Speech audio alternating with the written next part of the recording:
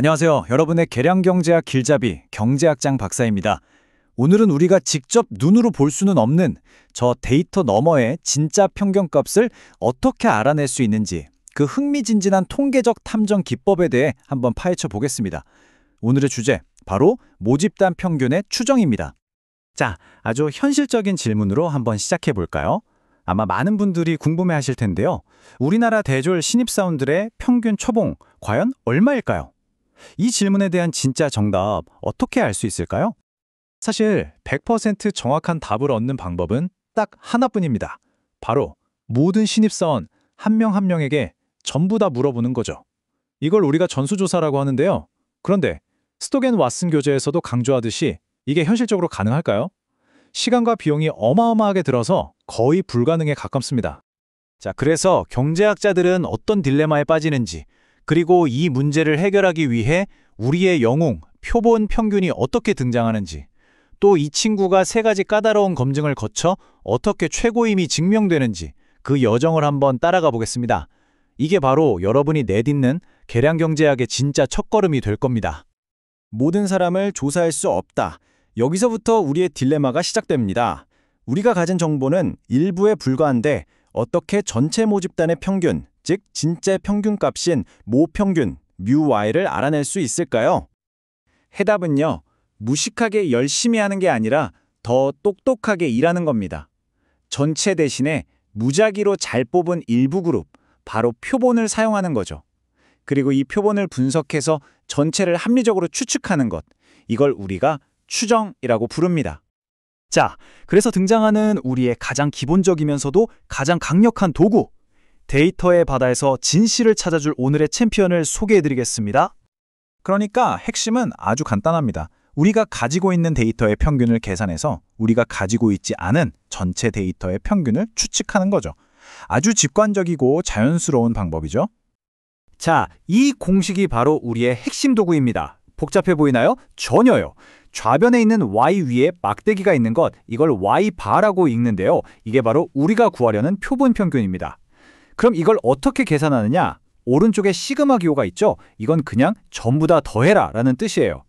표본에 있는 모든 y값들, 그러니까 아까 예로 들면 100명 신입사원 연봉을 싹 다 더하라는 거죠. 그리고 그 합계를 표본의 크기 n, 즉 100으로 나누는 겁니다. 어때요? 우리가 초등학교 때부터 배운 평균 계산법이랑 똑같죠? 근데요, 이 간단한 계산이 어떻게 모집단 전체를 대표할 수 있을까요? 그런데 말이죠. 이렇게 그냥 평균 낸다고 해서 이게 과연 좋은 방법이라고 할 수 있을까요? 좋은 추정량이 되려면 우리의 챔피언이 자격이 있다는 걸 증명해야 합니다. 아주 중요한 세 가지 시험을 통과해야만 해요. 좋은 추정량이 되기 위한 세 가지 조건, 바로 불편성, 일치성, 그리고 효율성입니다. 이 세 가지 관문을 모두 통과해야 진짜 믿을 만한 놈이라고 인정받을 수 있는 거죠. 자, 하나씩 자세히 뜯어보겠습니다. 첫 번째 조건은 불편성입니다. 이건 뭐랄까, 실력 좋은 양궁 선수 같은 거예요. 이 선수가 쏘는 화살이 매번 관역 정중앙에 꽂히지는 않더라도 여러 발 쏘다보면 그 화살들이 정중앙을 중심으로 골고루 분포하잖아요? 평균적으로 보면 딱 중앙을 노리고 쏘는 거죠. 이처럼 우리가 표본을 여러 번 뽑아서 y바를 계산해보면 그 값들이 진짜 모평균 μy와 정확히 일치한다는 겁니다. 즉, 평균적으로는 한쪽으로 치우치지 않는 공평한 추정량이라는 뜻이죠. 두 번째는 일치성입니다. 이건 데이터는 배신하지 않는다는 말과 같아요. 표본의 크기 n을 무한대로, 그러니까 아주 크게 늘려갈수록 우리의 추정량 y바가 진짜 값인 μy에 점점 다가간다는 뜻입니다. 데이터를 많이 모으면 모을수록 오차는 거의 0에 가까워지고 우리는 결국 진실에 도달하게 되는 거죠.